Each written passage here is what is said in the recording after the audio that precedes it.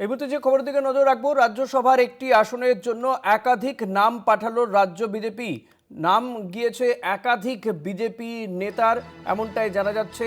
একটি আসনের জন্য বেশ কয়েকজনের নাম পাঠিয়েছে রাজ্য বিজেপি। রাজ্যসভার একটি মাত্র আসনের জন্য একাধিক নাম পাঠিয়েছে। রাজ্যসভার নির্বাচন 16ই মার্চ এবং এই 16ই মার্চের নির্বাচনের জন্যই কিন্তু একাধিক বিজেপি নেতার নাম পাঠানো হয়েছে বলে জানা যাচ্ছে। এই বিষয়ে আরও জানবো বিশেষ প্রতিনিধি অঞ্জন রায়ের কাছ থেকে। অঞ্জনদা, এই তালিকাতে কাদের কাদের নাম রয়েছে কি জানা যাচ্ছে? দেখো, গতকাল আমাদের কাছে যা খবর, গতকাল দুপুরের দিকে এই নামের তালিকা দিল্লিতে পাঠানো হয়। বিজেপির নিয়ম অনুসারে পার্লামেন্টারি কমিটি বসে তাদের এই নামগুলোর থেকে একজনের নাম চূড়ান্ত করবে, কারণ পশ্চিমবঙ্গে একটা আসনই বিজেপি পাবে রাজ্যসভার ক্ষেত্রে। আমরা 2024-এ দেখেছিলাম যে 7 জনের নাম রাজ্য বিজেপি পাঠিয়েছিল, তাদের মধ্য থেকে শ্রমিক ভট্টাচার্যকে বেছে নেওয়া হয়েছিল একজন হিসাবে। এবারও তাই হয়েছে, বেশ কয়েকজনের নাম পাঠানো হয়েছে।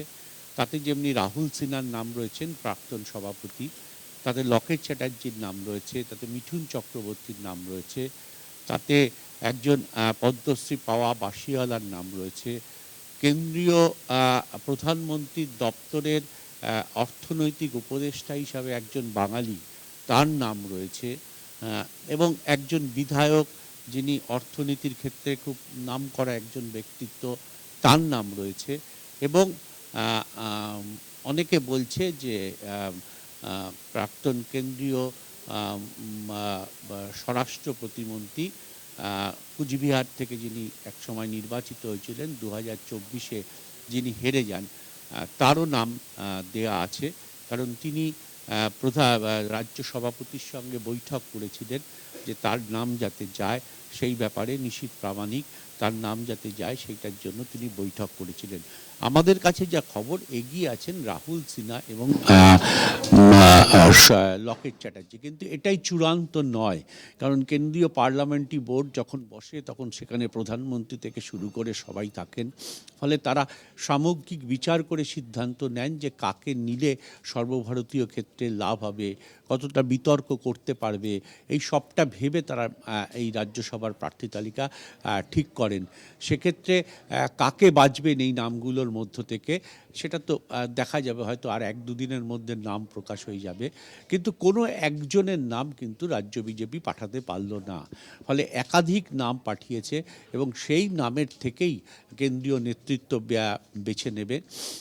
রাজ্যসভার 5টা আসনে শূন্য হয়েছে, 4টি পাবে তৃণমূল কংগ্রেস, 1টি পাবে রাজ্য বিজেপি পক্ষ থেকে যিনি দাঁড়াবেন তিনি পাবেন। এর আগে কুচবিহারের থেকে যিনি বিজেপির হয়ে গেছিলেন, প্রথম পশ্চিমবঙ্গের থেকে যিনি রাজ্যসভায় বিজেপির হয়ে নির্বাচিত হয়েছিলেন, পরে হয়েছেন শ্রমিক ভট্টাচার্য। এবং এবার দেখা যাক কার ভাগ্যে শিখে ছেড়ে। কিন্তু এই বিজেপি সূত্রে জানা যাচ্ছে যে আপাতত রাহুল সিনহা এবং লকেট, এরাই দুজন এগিয়ে রয়েছে। হয়তো এদের মধ্য থেকেই কাউকে বেছে নিতে পারেন কেন্দ্রীয় নেতৃত্ব। অনেক ধন্যবাদ অঞ্জনদা। কথা বলছিলাম বিশেষ প্রতিনিধি অঞ্জন রায়ের সঙ্গে। রাজ্যসভার যে প্রার্থী হিসেবে বেশ কয়েকজনের নাম পাঠিয়েছে